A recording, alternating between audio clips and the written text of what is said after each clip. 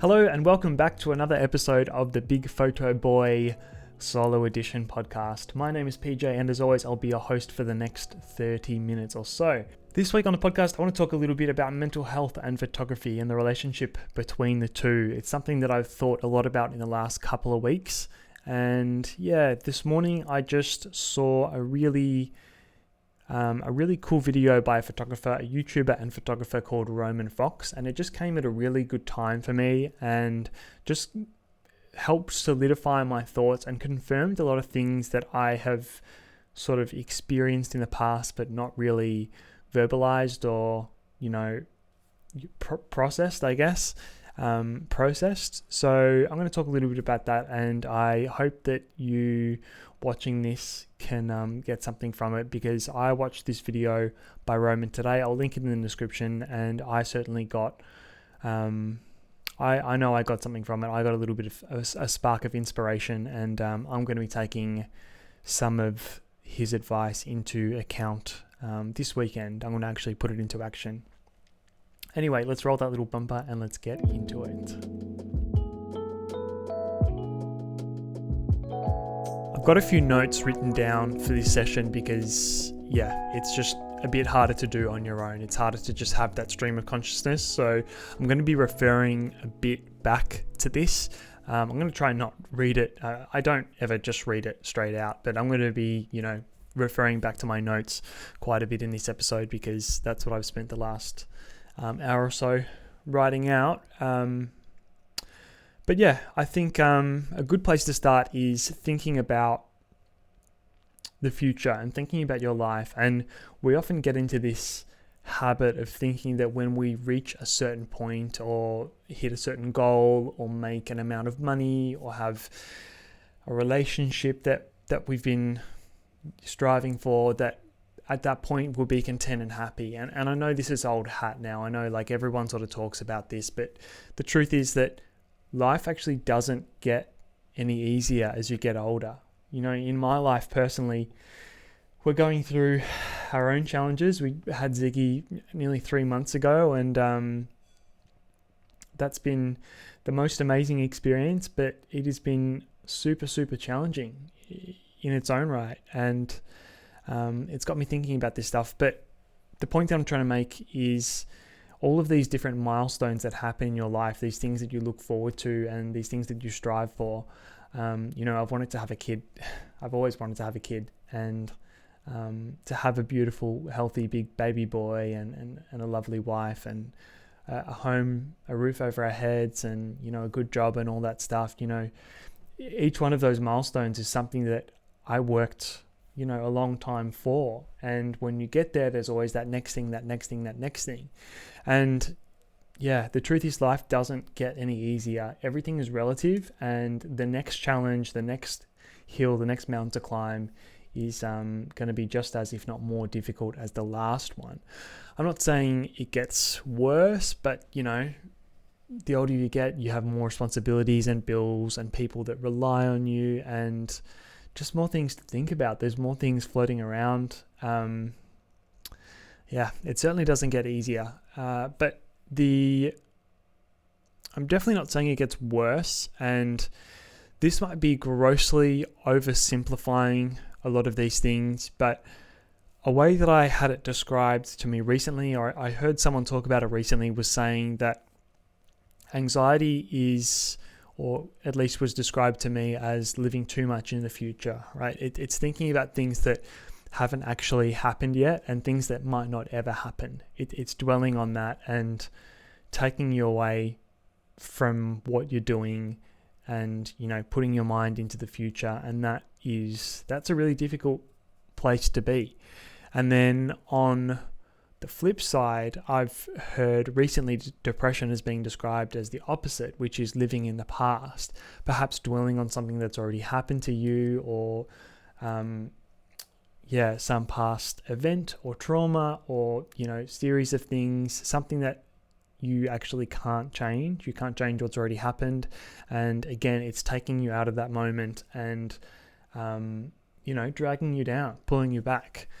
Whether that's true or not, or whether you agree with that, I think it makes a very good case for us striving to live in the present moment. This is a lot of people talk about this. In the last 5 years or so, there's been a big rise in apps, let's say, for meditation, mindfulness, breath work, all that stuff. That is, the point of it is to get you to focus on your own experience, get in your own body, feel your feelings, hear, see, smell, feel what's going on right now in the moment.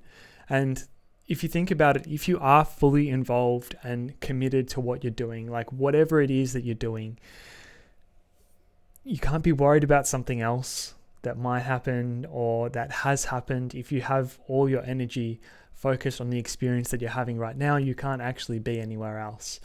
I should probably say at this point, this is not, don't take this as advice. I'm not a guru. Think of me as your guide rather than your guru. I'm just going through this human experience myself, and this is just my thoughts regurgitated from things that I've heard from other people. So I'm not trying to preach or act like I really know what I'm talking about, but this is just interesting stuff that I've been consuming recently. So yeah, I'm not saying I've got all the answers. It's just something I've been thinking about a lot lately.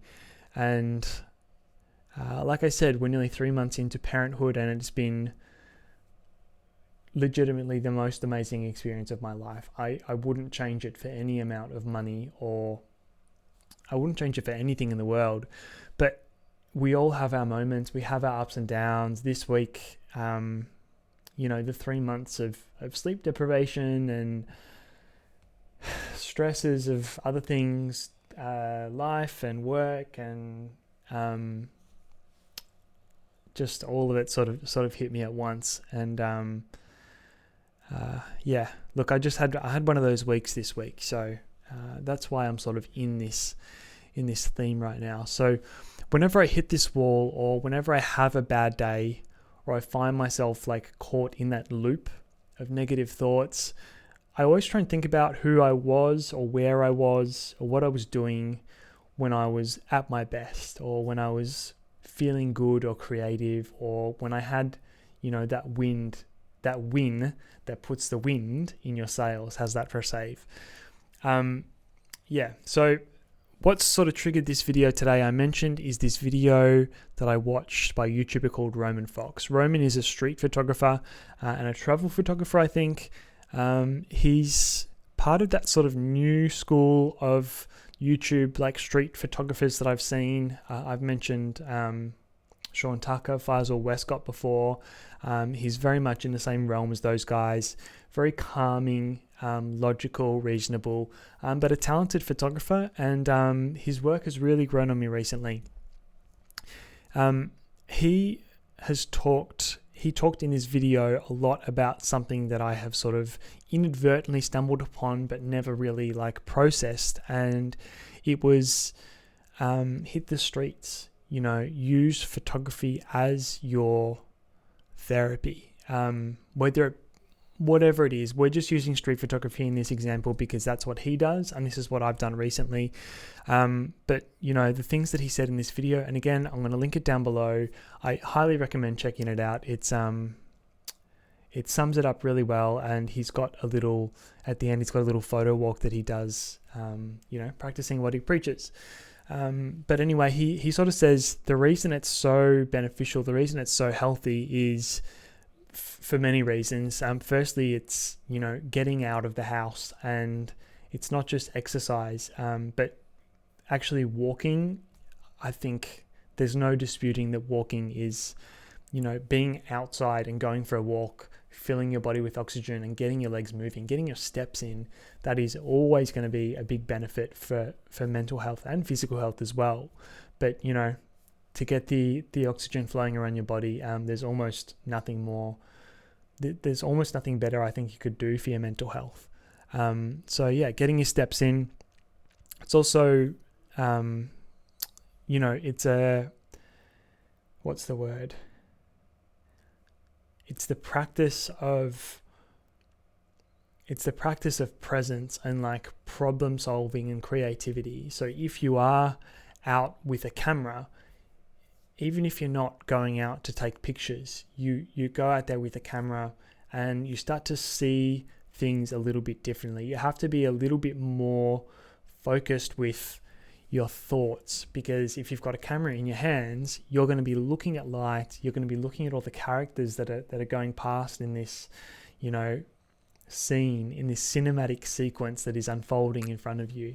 I've always really liked the idea that as a photographer, we have a unique ability to find the moments that are unfolding in front of us already. So let's just use walking in the city as an example. There are all of these shots waiting to happen, all of these beautiful, amazing moments just waiting for someone to pluck them. And, the beauty of it is the way that people move and the way that life moves in the city, most of that stuff could never be replicated again. And it's like, what was it with the statue of David? It was it Michelangelo that did David? I might be getting that wrong, but I think the well-known saying was something like, he was in that block of marble, I just needed to release him.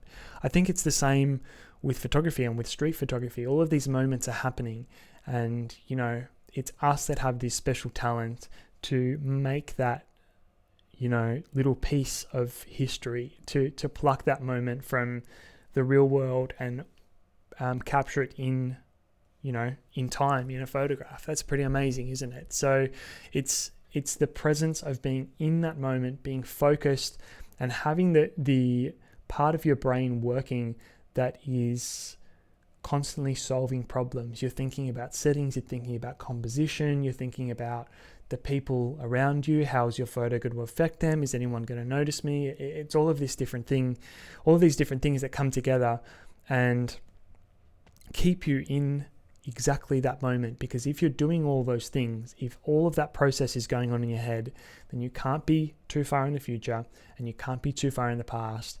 You're thinking about the here and now and what is unfolding in front of you. That is as good or better than any mindfulness meditation I can think of.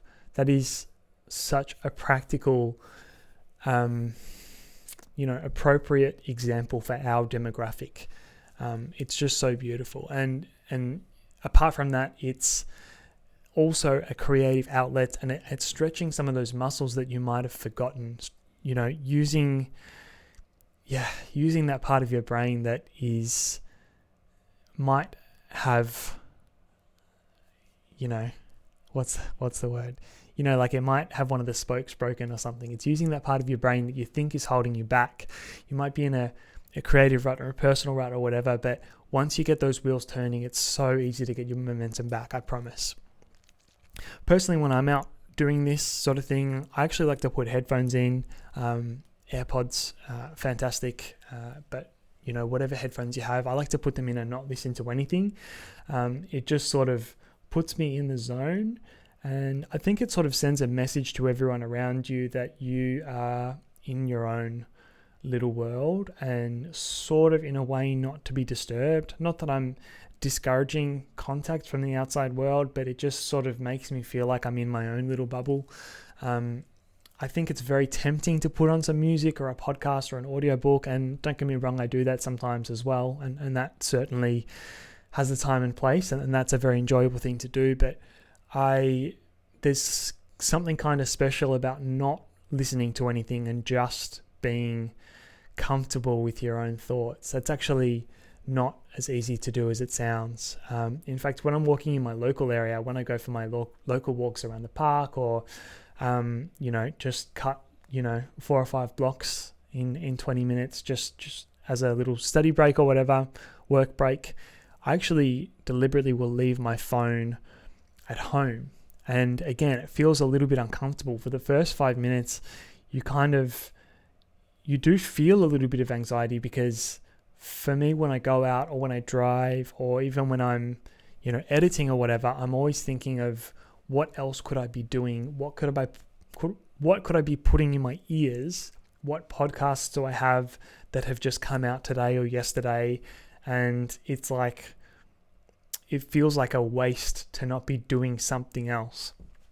It's like, I think it's a pretty unhealthy thing. A lot of us do it, but we just want to multitask all the time, and we want more stimulation and more productivity. And I think, paradoxically, it's actually doing more is,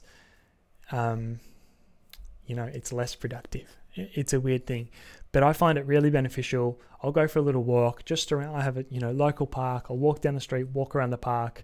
It's only a 15-20 minute walk, and to have nothing in my ears and just, it's actually amazing what happens. Like I said, after the first 5 minutes, you forget and you get really deep in your thoughts. You hear things and you see things and smell and experience, and, you feel things that you would be numb to otherwise. You hear the wind going through the branches and the tree creaking and the birds chirping, and you can hear the parents at the footy match cheering for their kids, and then there's a kid playing in the background and the tuck shop lady talking and all this stuff, this life that happens around you. It's actually amazing, the way that everyone, I think the word is sonder, isn't it? Sonder is the realization that every single person that you meet or come into contact with is living their own equally meaningful experience to what you have. We get so closed and like we get so narrow-minded, and when we think about our own issues and problems, because let's be honest, we're in charge of looking after ourselves, right? Survival is about doing what you can in your own person to survive. We're not often thinking about the meaningful lives of other people, but when you're in that present moment, you realize that everyone else is living they're writing their own story, and they've got their own personal legend, let's say, to quote The Alchemist. It's really, like I said, it's bad for about 5 minutes, and then after that, it's almost a spiritual experience. I might be taking that a little bit too far now. Maybe I'm going on about that, but I actually can't recommend it enough. And to be honest, there's nothing that can't be replied to 30 or 40 minutes later. To leave my phone at home, I understand it's good to have for emergencies, but if I'm walking around the block or just around the park, there's nothing that can't be attended to in 30 minutes time. Sean Tucker, YouTuber as well, he also talks about how when he does this, he likes to listen to film scores. If you really are uncomfortable with silence, something like that could be really well. I think the beauty of a film score is it doesn't have like a backbeat. It doesn't have a set tempo, and it's the same with classical music in general, I suppose. But first of all, it doesn't have lyrics for you to be focusing on, and it doesn't have like a, the same rhythm that popular music would have. It's something that you can kind of just tune out and just sort of feel rather than consume. I'm not sure if that makes sense, but you don't sort of have to actively listen, and I think that could possibly work quite well. Personally, it doesn't work for me, but that is something to consider also. One other thing that I think is really important about this process is shooting without expectation or purpose. So I'm not even talking necessarily about delivering something for a client or, shooting for a job or a model or this or that. Just, I'm talking about literally going out and having no expectation that you're going to take any good pictures at all, being completely comfortable with the fact that just the actual process of doing this is fun and enjoyable. And if you get some great photos, that is such a bonus. It feels fantastic, but I can't stress enough, if you don't have a specific deadline or a goal, then you can just go where your feet take you, and it's almost like your creative eyes are opened. You just have to follow light, or you find someone with an interesting hat and you will just, 20, 30 meters behind them. You just follow them to see where they go and what their little personal adventure is. Or you walk down the street and you see, the light hitting a certain way, or you think, if the light is there now, in half an hour, it's going to be just right. So I'm going to come back and revisit this. And it's just something that we never do in life. We never go somewhere without a purpose, do we? This is kind of something that, in a way, sometimes I feel sad about it, but sometimes I really admire it. And it's that when you see old people, you know how in public old people want to talk, they just want to make conversation all the time about nothing. They just want to talk about absolutely anything. Part of me thinks, I feel a bit sorry for them because they seem lonely or sad or desperate for conversation or whatever. Or, you're sitting on a plane, and when I like going on a plane because I've got my headphones and I bring my Game Boy and I've got a podcast and, I've always got something to keep me occupied. I quite like that. But then you sit next to an old person on the plane and they have just their hands in front of them. They sit, they listen to the safety demonstration, they read the in-flight magazine, they see what's on the menu, and then they just sit and look around and observe. And I think in a weird way, it's quite sweet. It's quite sweet to go somewhere without, and just be comfortable living life without a purpose. Anyway, I guess relating it back to photography, to be able to just go, let's say into the city, into Melbourne City, to just go and just walk wherever you feel like going. Just how often do we ever do that? And the answer is never, to be honest. There's always, our modern lives are so busy. There's always somewhere to be, someone who wants something for us. And there's just something so refreshing and re-energizing to just go and just walk, to just go somewhere without a purpose. Just let your creative eye lead you and just have fun. On that quickly, I do really like to add some guideline to this, to add some, sort of small rule. I personally really like setting a constraint for a certain session like this. So let's say you just pick one lens, or you pick one focal length, or you shoot only on your phone, or you shoot in the black and white picture profile, or you're looking for the color red, or you're looking for shadows, or you're looking to go out and take portraits of people that you've never met before. I think if you sort of have a theme like that, I think that does sort of make it a little bit more fun and challenging. But that's probably the next step. I think, anyway, that's something else to think about. That's just about all I want to say on that topic. Again, I'm going to highly recommend that you watch the video by Roman Fox. I think it was called Photography and Mental Health. Highly appreciate it. Subscribe to his channel if you're into street photography. I think he shoots a Fuji system and he travels and does some really cool stuff. I can't recommend that. I can't recommend his stuff enough. So I want to end on a really positive note, and this is something that some friends of mine have done on their podcast before.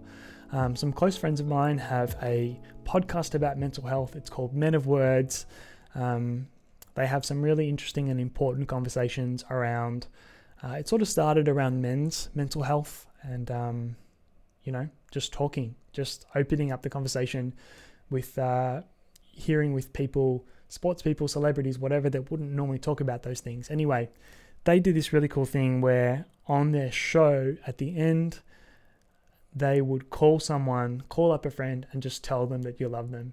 And it's just so heartwarming. How often do you ever do that? Especially, I don't know about girls, maybe girls do that, but blokes don't really do that. And I think that's a really healthy exercise. So I'm going to call up my friend Joe, and if he picks up, I'm just going to let him know that he's loved and appreciated, and pay it forward, and hopefully bring some positivity and joy to his day. So I'm going to do this live. I don't know why, I actually just got nervous for some reason. Anyway, I'm gonna see if he picks up. you're hearing this live.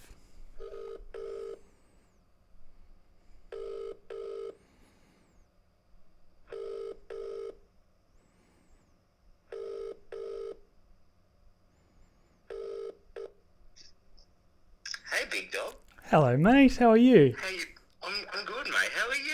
Yeah, I'm good. There's Surprise call. there's literally no reason for me calling. I just was thinking about you and just wanted to say, I love you and appreciate you, and I just wanted to bring a little joy to your day. You're making me cry. That was really good. I've been thinking about you so much, mate. Ah, that's so sweet. That's so sweet. Before you get too deep, I'm just doing a little.